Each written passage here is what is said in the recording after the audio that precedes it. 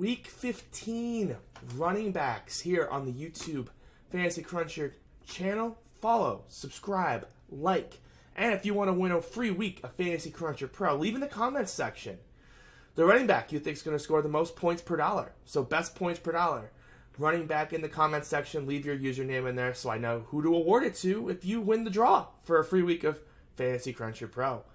Let's get to running backs. You know, as opposed to the quarterback video, I told you it was pretty straightforward. And I kind of previewed that running backs had a lot more options.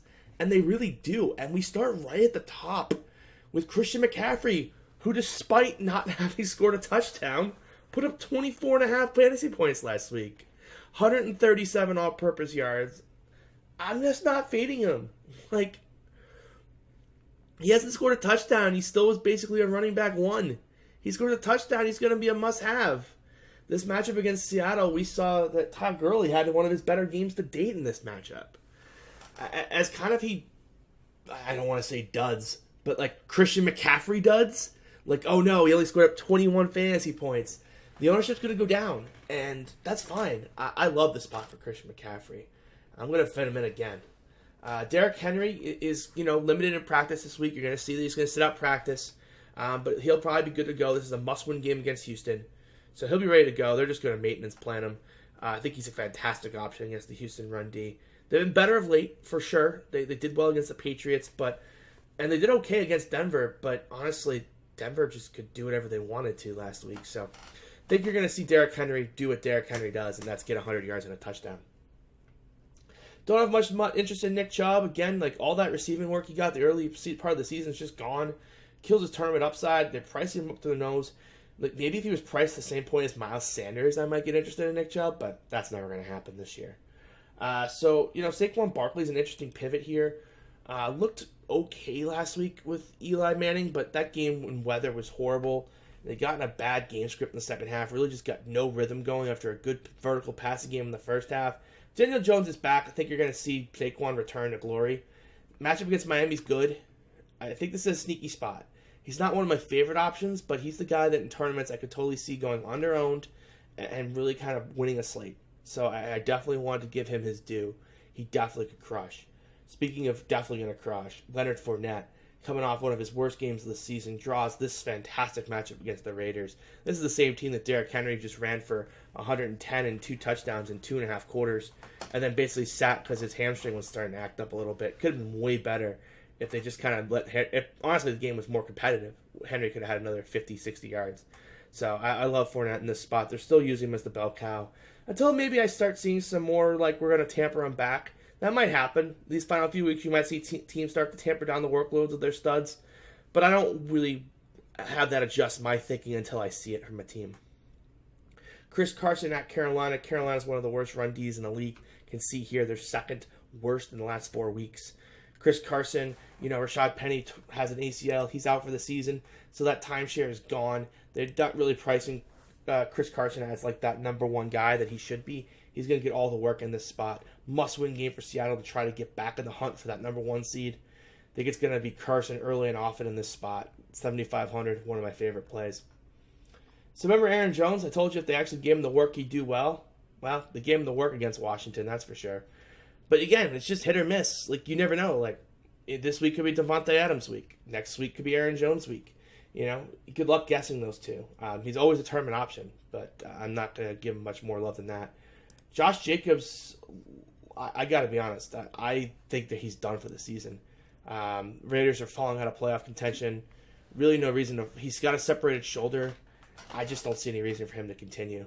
So, remember last week how I told you I love Melvin Gordon and Austin Eckler? Well, the answer was probably play them both together. They both had fantastic games. They played a lot of snaps together. I think we see that again this week against the Vikings. I think they're both perfectly good tournament options. You're paying a little bit of a premium, though, at this point. I think that's pretty fair to say. But I do think they have tournament upside. I don't like them as much as like Carson or Fournette or Henry or McCaffrey. Kind of more of those if I was playing 20 or 30 teams. I'd probably start to try and mix in some of these guys, but I wouldn't do any better than that. The tournament options, Todd Gurley. I mentioned he's got one of his best games of the season in the quarterback video. I'm just never going to play him. He just hasn't had the bonuses all this year, and it's tough to play anyone on DraftKings without the bonus. You're basically counting on a touchdown or a bunch of receptions, and you just never know with Todd Gurley how that's going to shake out. The matchup is good. The price is good. I just think I'd rather play Miles Sanders, who, definitely came back from overtime. But it looks like he's fine, but he definitely missed some plays, so I'm not completely worried about the Scott thing.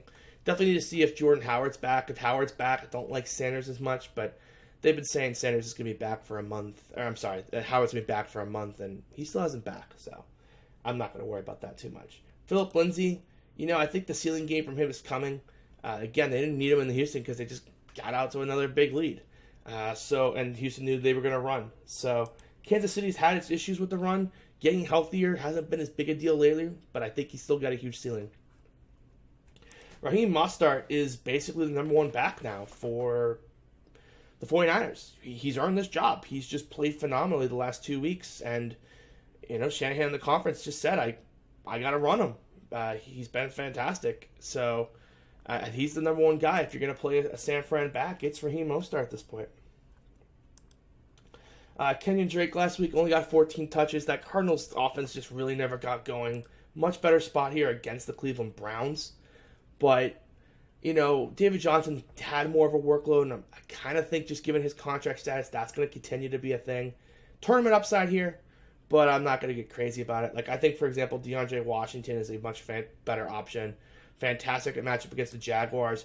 We saw he was basically the guy in the absence of Josh Jacobs. And I actually was really encouraged by the receiving work. I thought Jalen Richard was going to get more work, and they kind of let him be the all-purpose guy.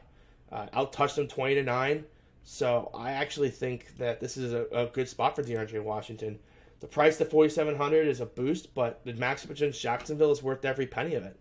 So I think he's a fantastic tournament option as well. You could do the Chris Thompson and Adrian Peterson thing with Darius Geis on IR, but I think we can do better. Patrick Laird, he's blah. He's just blah. You can roster him if you want, but it's nothing special.